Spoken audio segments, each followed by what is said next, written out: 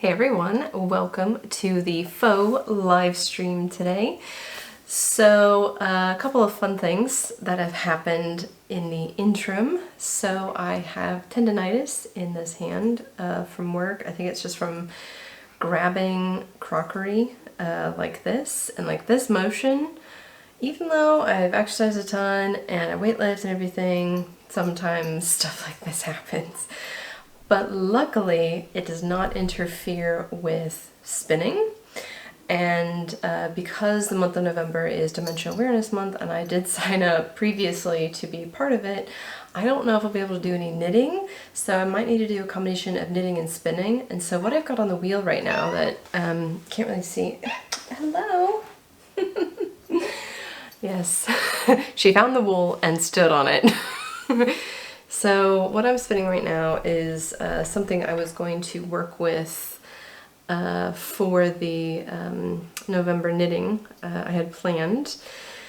So yeah, I'll have to talk about this in another video, but this is wool that I bought a long time ago, and I spun some of it and I got a sister braid. So this will be a future project that I will just dedicate to talking about in a future video, but I've got to switch my bobbins. And I thought it would be fun in today's Faux live stream to kind of talk about I so wish you could have seen that just now. So where I'm sitting, there's a bunch of windows. So there's two windows that have kind of like a little windowsill, which is how I'm able to put this display on here. And two over in this corner that you can't really see. I'll show you. These two, they just don't have any ledge at all. So she just tried jumping up into the window ledge and just jumped off. So it's really funny. So can you not? So yeah, like I said, I will talk about this in a future video when I'm actually able to talk about that project. And today, based on a suggestion from a viewer, Crystal, she said, wouldn't it be great to talk about what happens or what your options are when you accidentally overblend wool? So that's basically what I've got here. And before I actually get into spinning this and while I'm adjusting all of this, I also wanted to show you the scarf I talked about in the last stream that I did. I think it was the last stream, maybe it was the last, no, it was the last premiere that I did. I think it was for a daily vlog video. So essentially, I went to a workshop seminar for 2 weeks in Copenhagen, summer of 2018, and I had a fun time there. Picked up some yarn that they dyed with natural dyes that they grow in their like experimental textile unit, because even though I wasn't like in need of yarn at all, I still wanted to support what they do there. So I went ahead and bought it. And I had some yarn that I spun ages ago. Well, I think at that point it was 6 months prior. For our guild did this fiber exchange. So you brought in some wool, and then we would just make like a giant wreath of everyone's wool, and then everyone would get kind of like a section of the pie. So it was like this stacked up ring of wool. And so if you put in 50 grams, you would get 50 grams. If you put in 100 grams, you would get 100 grams. And so from that, the idea was for our spring guild meeting, which is I think usually in April, or like early April, we would do sort of like a show and tell. So I've talked about this a lot, and I've had this for a few years now, but I've never actually shown you what I did. And I think I probably was going to talk about it on a daily vlog, which obviously those are not super daily. I wish they were. But getting everything set up, because I've never really had studio space, it's just always been really tricky. So this has this beautiful pink and green in it. These are the two yarns that I picked up when I was in Copenhagen. So you can see this one, I forget what the two colors are, but it was a pretty common yellow over dyed with woad. So there's that one. And then this pink, I can't remember exactly. It must have been madder, but I don't know what either of them were mordanted with. My guess is it must have been alum, but I'm not sure. So those are naturally dyed. Just pretty basic wool that they have available readily on their farm. And then this brown stuff that you can kind of see running through it here. This is the hand spun that I did with the guild. So I didn't have a lot. I think at the time we did 50 grams, and then I bought a small alpaca fleece from a guild member and then carded that brown alpaca with some of these bits and bobs from the guild, and then I spun a single and then let it sit in my stash for a few months because I didn't really know what I wanted to do with it. And so even though I'm not really great at coming up with patterns, I did something really simple. I knew I wanted to, I love these really wide scarves because you can kind of fold them in half if you need to do like a double thickness. Or like what I like to do is cycling in the rain. It's technically raining right now. But I like to wear it up over my head like that. So that my hair stays relatively dry and I'm wearing something warm and woolly with my coat. So, you know, I don't always wear hoods because I got a lot of hair and hats make me really, really sweaty. So if I just need to protect my hair and the coat I'm wearing doesn't have a hood, because not all coats have hoods, then I do something like this. So I can have it covering my head and also my neck at the same time. So by making it extra wide, I was able to add some versatility to it. And so this brown, I just did some long stripes with it, and I kind of divided the color pink and green, and then I just repeated this pattern on both sides. So yeah, I didn't know really what I was gonna do, but I'm pretty happy with how it's turned out. And I think it really does just showcase the kind of creativity that fiber arts gives you, because I had no plan. I just had some yarn and kind of went with it, and I'm really happy with the results. So I'm going to do more like this in the future. But first, a stand for my loom so I'm not constantly sitting on the floor. So, oh, and I also really love long fringe. I don't know if there are other long fringe advocates out there, but I really hate it when scarves that are big like this have this tiny little fringe. Like I like leaving it long because, you know, this is also going to keep you warm. And it's a decorative feature. Maybe it's a little bit too wild in 1970s for everybody, but I like it. Now, moving on to the topic today. So if you're like me, when you first get your drum carder or first opportunity to make your own batts, you have a tendency to blend and blend and blend, and then uh-oh, it's just one consistent color.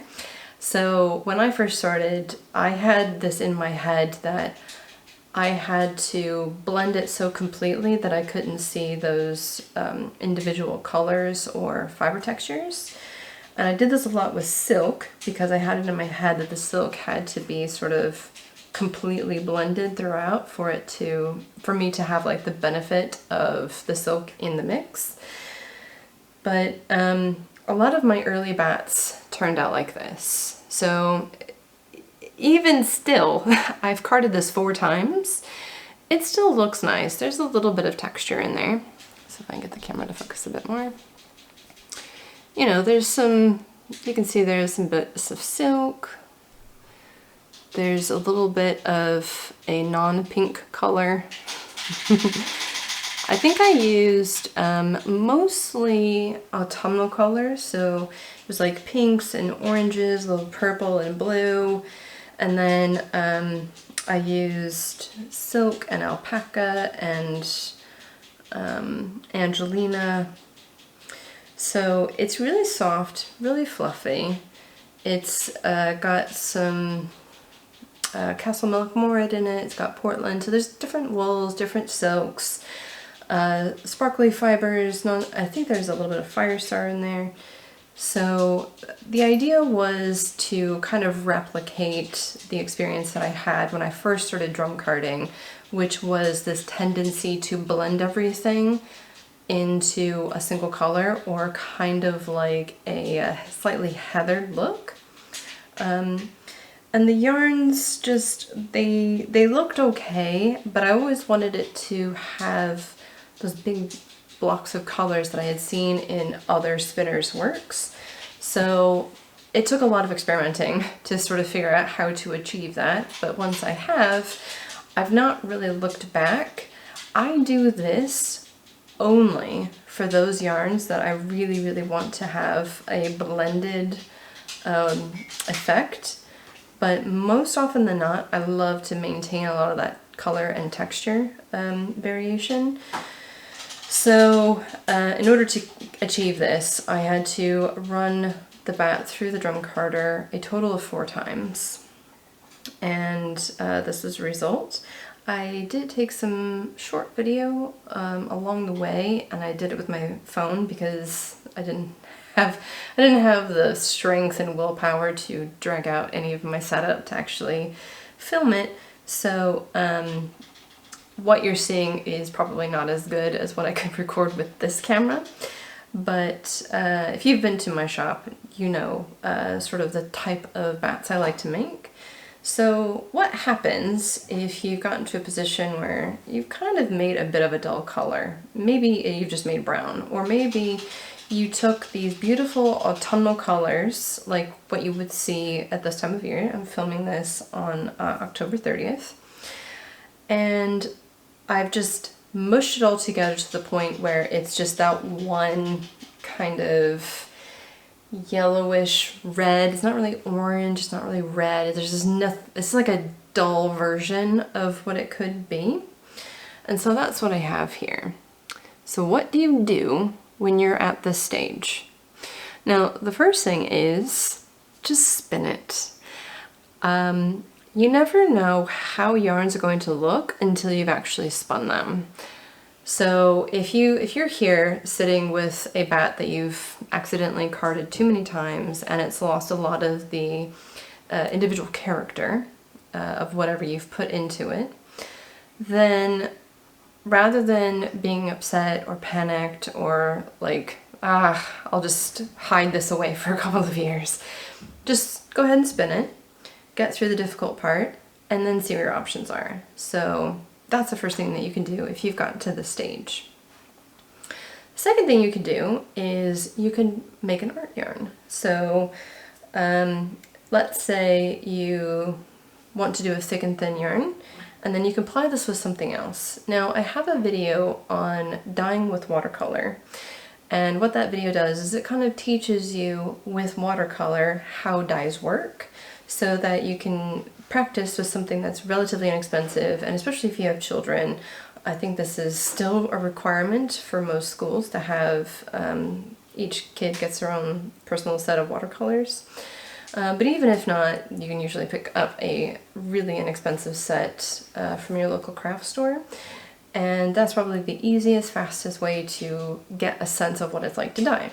So because I know what colors went into this, I'm going to use the same principle that they do in watercolor to find something that harmonizes with it.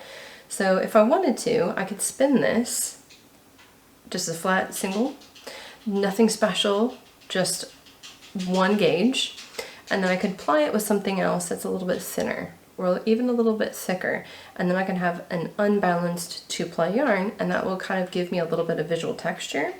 But if I pick a color that I know I put into this, let's say I'm going to go with sort of like a muted orange, then it's a complement enough to this color to bring out some of those warm tones so that it doesn't look quite as dull and flat. Some other options, if you want to add extra plies, so if you spin this as a single, it might look okay, but it might still look pretty dull. If you add in plies, so make it a 2-ply, 3-ply, 4-ply, then what I think you could end up with is something that looks like a heathered yarn that you could then use in a pair of socks. You could use it for something more hard wearing, where maybe the color is less important as the structure. So that's another way to just repurpose it into something that is still worth the effort of spinning. But what I've decided to do today is spin a straight single, just to show you kind of what you can work with once you've got the yarn. And so this is probably going to end up being a 2-part series. I've got more of this orange in my stash, and once I get this spun, I can card up just something really simple. Doesn't even have to have a lot of this extra stuff that I put in here. Like, it doesn't need Angelina, it doesn't necessarily need silk, but if I get something into the same color family, then when I go to ply this, you'll see what I'm talking about. This leader is gotten really, really short. Oh dear. And I need probably a new one on here, but I've been stubborn. I just, like, this is as long as the leader is. So it's not cooperating, so I'm going to make another loop if I can. So what do you guys do when you get to a position where you just don't really like the wool you're working with? Do you just carry on? Do you sort of see how the yarn looks like once you're all done? Do you think about what you could ply it with? Do you think about just like an entirely new project for that yarn that you know the color isn't going to bother you so much? I would love to hear what your thoughts are in the comments below. Oh dear, yeah, that's a very short leader. Okay, so because it's really well blended, there's not a lot of texture, but because it's a carded batt, and I know the types of wools that I use, there's a variety of length, so the Castle Milkmore is fairly short on the staple, and the Portland that I use is a bit longer, so I think the Castle Milkmore is like that, and the Portland was a bit like this. So it's not going to be as smooth and flat a yarn as, say, something that was from Combs Top. But what I'm just trying to do is keep it roughly around maybe a fingering weight yarn. So if I were to double this back on itself, it should be something like a double knit. Yeah. So let's get this closer to the camera so that you can kind of see the gauge. So it's a little bit too thick to be called a worsted, or sorry, a little bit too thick to be called a sport weight, but I don't think it's quite thick enough to be a worsted yarn. So once I spin this, there is going to be some variation in the yarn just because there are little bits that are shorter than others. And so I think probably going with something that looks a bit like an art yarn will help me appreciate this color a bit more. So all of the color and texture is put into this yarn, and then the complement that I will spin later is going to add more visual contrast to make the stuff that I put into this batt initially stick out a bit more. And there are some little bits, like there's this blue piece, which is, I know, the Castle Milk Morat, because that was the only blue that I added. So when you do kind of encounter a bit of this texture, just manipulate it so that it stays on the outside. So by what I mean with that, and I'll probably have to talk about this yet again in another video, but the way that the twist is coming into it.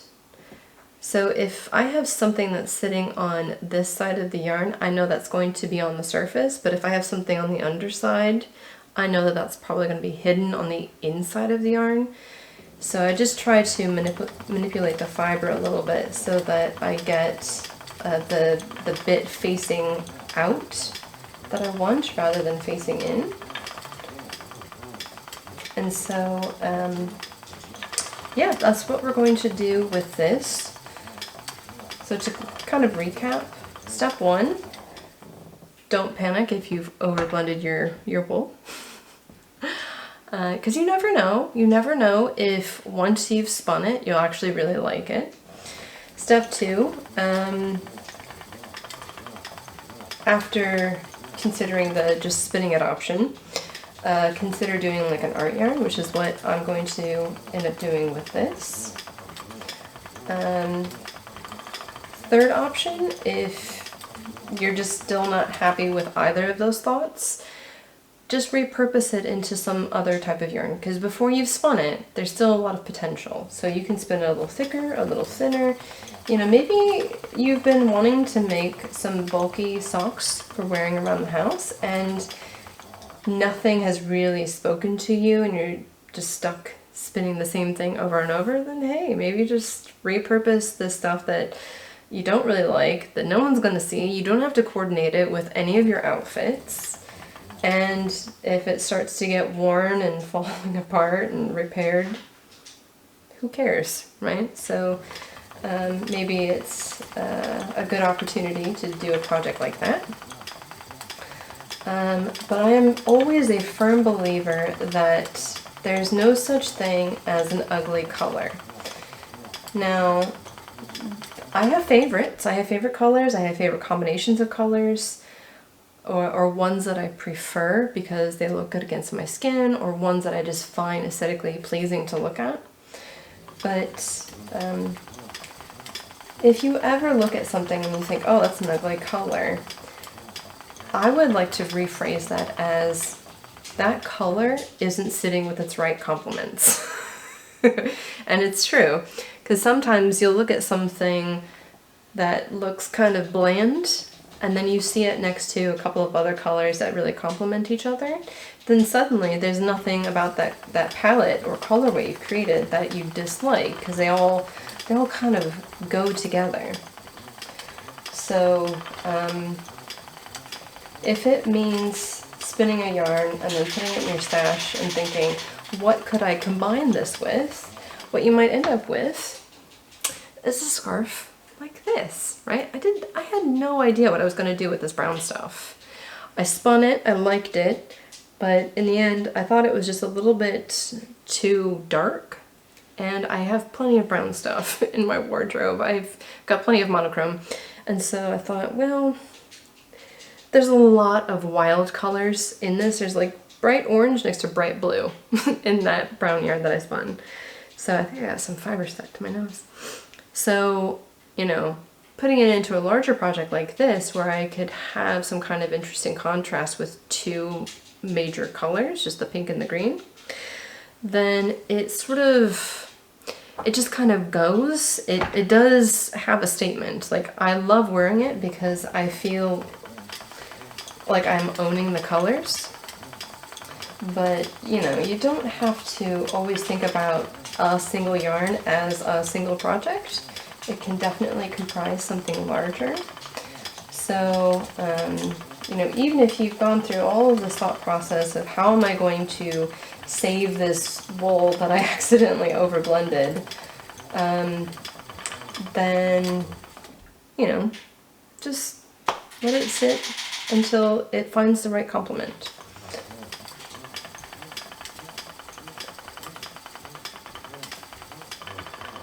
So there we are. And now that I'm seeing it spun, it doesn't really call to me.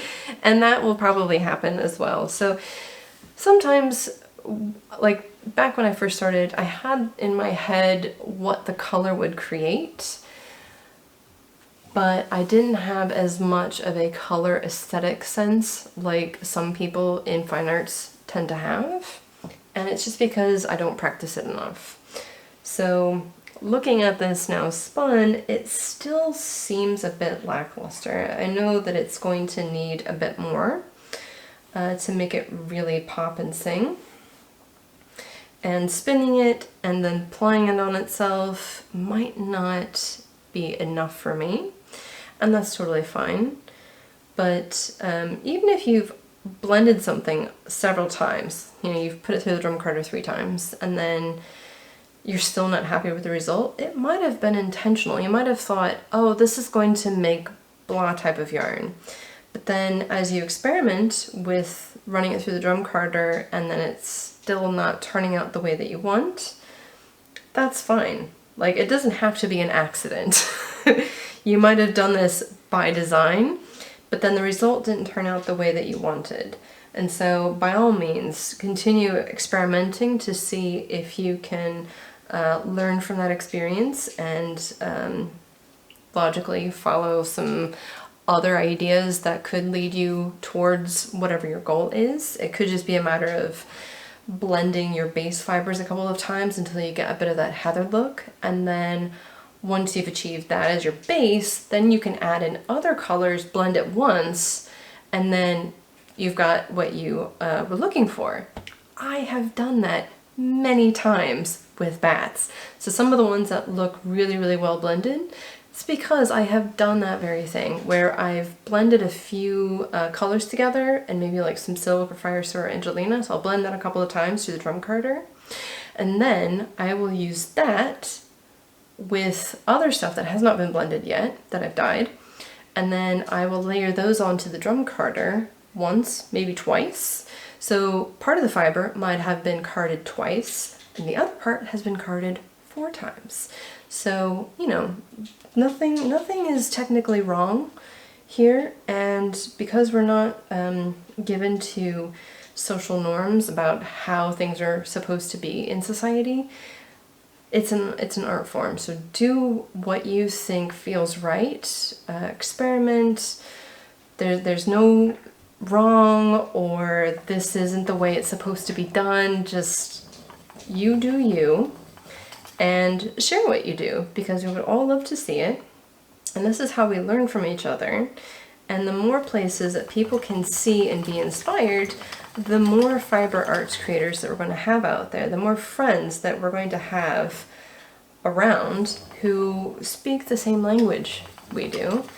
And since there are so few of us, it would be nice to have more. So there's no such thing as wrong.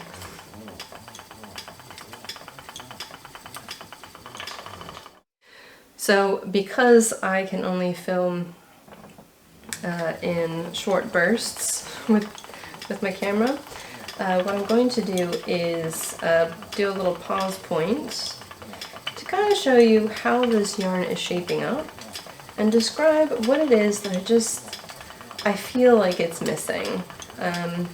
Hopefully with my better camera I'll be able to capture some of those details. So let's come a little closer.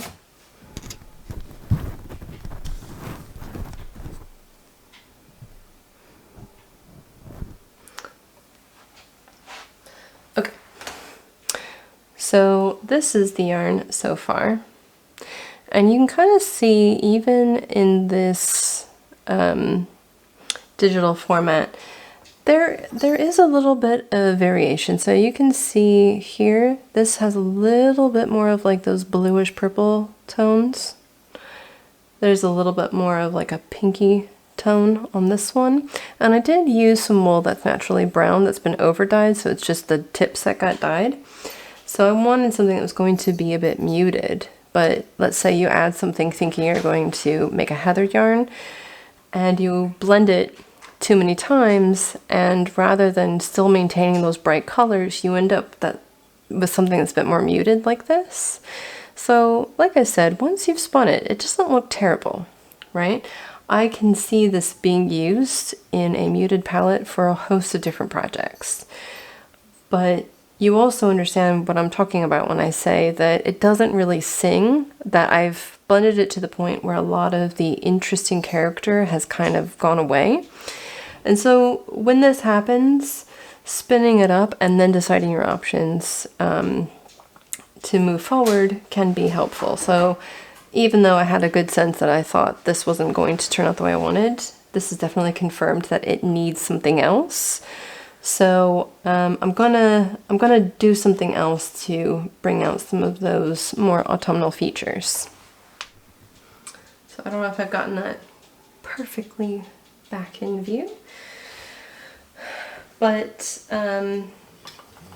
hopefully you've been able to see what it is that I'm talking about. And this is just where my thoughts are right now. So as I spin, one of the things that I am aware of is thinking about what this is going to be. So let's say I don't really have a plan for this, which I technically don't. I think about, well, what would this yarn be good for? Or do I really like this color enough to knit with it? Do I want to make something for me with this?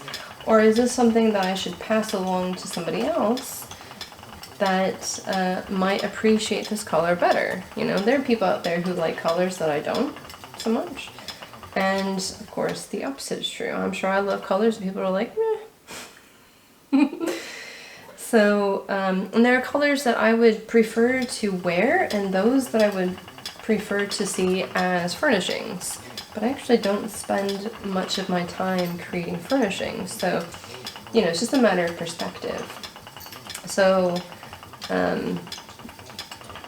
you know, as I'm spinning this, I'm thinking, what could this be really good for?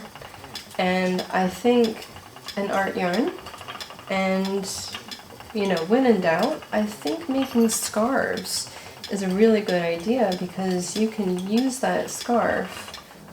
You can use those yarns to make a wild scarf where you've got lots of different types of hand spun kind of all together in the same project. And even following that same principle, as I mentioned before, with the watercolors, if you pick colors from the same type of family where you have mostly warms with some brighter warm colors and some cooler warm colors, which I get probably doesn't make too much sense. It has to do with the value.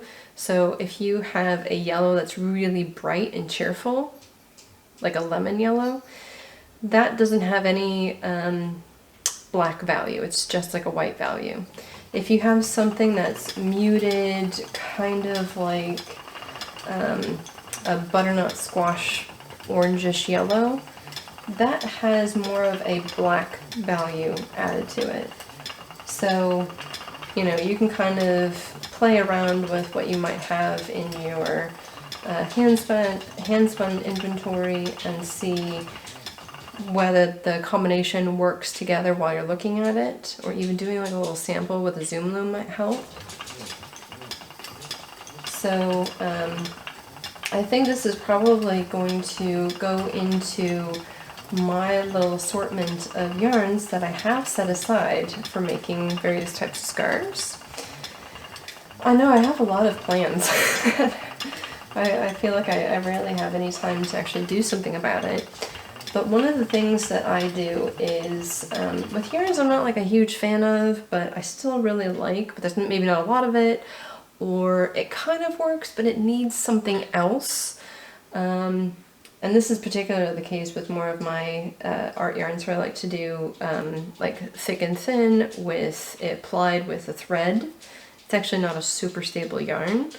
Something like that I think would go really well in a scarf because scarves don't usually get subjected to a lot of abrasion or wear and tear, even during the weaving process, because like that pink and green scarf, I had to go very slow so that I didn't ruin the warp because they are all singles. None of them are plied yarns. But if you have the patience to go through that, which I've apparently done so many times, I feel like it's my thing, not just a punishment to myself, then just kind of keep a rolling grouping of stuff. So what I do is I've got some like spare scrap yarn, so I'll have like 4 or 5 skeins of stuff that I think will go together, and then I just, while they're in their hank form, I'll just group them all together and then tie them so that I know once I have enough of those types of yarns, then I have enough to make a scarf. So that's kind of like a project waiting to happen whenever I'm looking for something to do and I don't already have something. Just wanted to point out I've got like a little bit of slub here, and I'm keeping it in because the idea is to kind of keep some of that texture. So when it crops up and you want to have it in there, definitely preserve it. Otherwise, if you don't, you can always draft it out. So I don't know when I'm going to have time for a lot of the projects that I say I'm going to do. But until then, one of the things that you can prepare for is,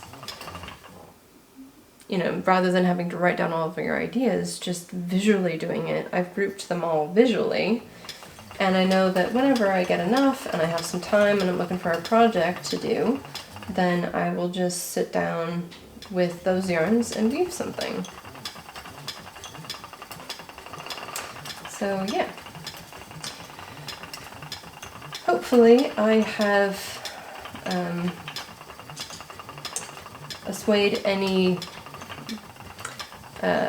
thoughts you may have had about, you know, oh, I've ruined this wool, or you know, maybe you're a little bit inspired by seeing how I've dealt with wool that's been slightly over-carded and has lost some of the features that the original starting wool might have had.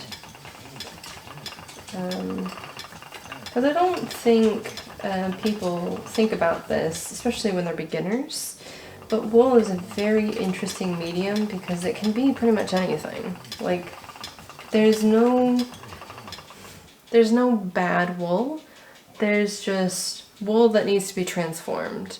So even if you made this yarn and you absolutely hated the result and you thought there's no saving it, you could skein it up, right?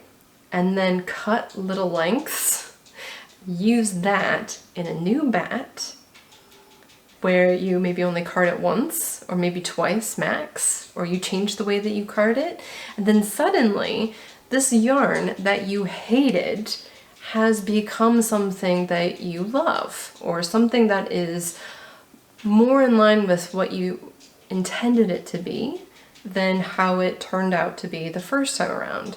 So you never have to feel disappointed by what you're making. You just have to remember that wool can be changed, can be transformed, it can become something else.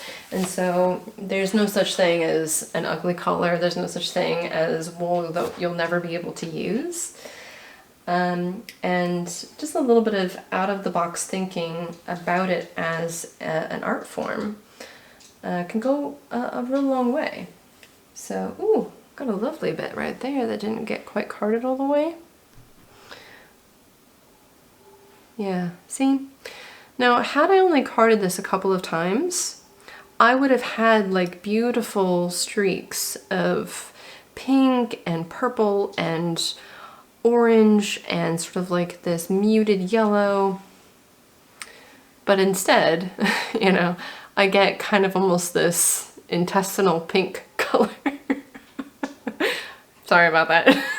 But that was basically what I was thinking about the entire time I was preparing for this faux live stream. So, you know,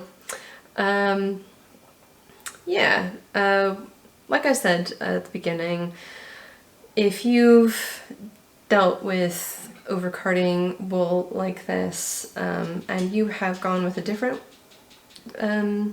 option altogether. I would love to hear what you have to say. You could also turn this into rolags, because that will change the surface of the yarn. If you spin it long draw, if you felt it, you know, that's also another option. You can use this with other wool to make something felted, like pre-felt. You could use this as an interesting background to other stuff that you apply on there. And because I have used some silk, not all of it is going to shrink, because the silk fibers won't shrink, but the wool will. And I've got different wools in there, and not all wool shrinks through felting in the exact same way. So this could actually turn out to be a really interesting piece of felt if I had chosen that. So yeah, there are potentially a lot of interesting pathways you could have taken at this point, when the realization hit you that, oh, I don't really like the color, what do I do now? there's always something you could try. But anyway, so thumb is feeling a little bit better. The other funny thing that I did today was I like to do my Halloween one-shot, and I had my feet propped up like this on the coffee table, and I fell asleep, and then I went to stand up to get something.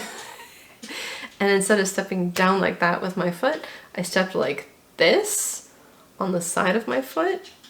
And so I feel like a wreck. I've just recovered from almost 4 full weeks of being sick. And then I've gotten tendonitis in this thumb. So that's been happening for the last few days. And then I've just hurt my foot from just sitting and then standing up. Oh dear.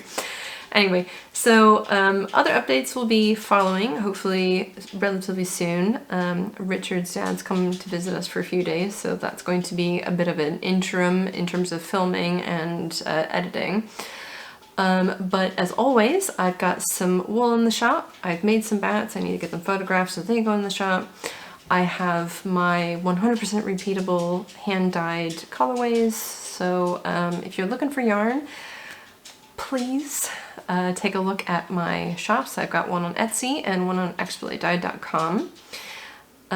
All of that supports me as well as Patreon. So I'd always like to post a video, well, the video like today is going to go to the patrons first to see ad-free. And I do sometimes post like a little bit of behind the scenes stuff. I am still trying to achieve some balance with my home life and work life, as well as what I do for Expertly Dyed, because I've switched to full-time. But hopefully this is the month when I can begin working on my studio, because right now it's just a bunch of boxes, which means my crafting New Year's resolution yarn, the stuff I was going to dye in order to make a knitted sweater this year, has been a little bit delayed because I can't get to that box all the way at the bottom. And with everything else that's happened, I've just not really had the capacity to get that stuff out. But I will try to get that addressed in November because I want more sweaters. And speaking of which, I'm pretty sure the next daily vlog I'm going to talk about that V-neck sweater and get my pattern notes published, which again will go to my patrons on Patreon first before I make it public, and then it will go onto my website and then probably also Ravelry as well. So look forward to those things. But otherwise, this was a little bit of a short faux live stream, but that's because we are going to be doing our Halloween one-shot this evening. And Richard's dad showing up this evening, and my hand and my foot are broken, so we still have some things to do, and oh my gosh, craziness. Anyway, and I will get back to responding to comments more timely. I've caught up on a lot, so if I haven't been able to answer your comment or question lately, I will get to it. So Anyway, thank you so much for watching and supporting me, and I will hopefully get the next live stream out so that you can see how I transform this yarn into something that I'm kind of meh about into something that I'm like, yeah, I love it. Yeah, so stay tuned. Thanks for watching, everyone. Bye.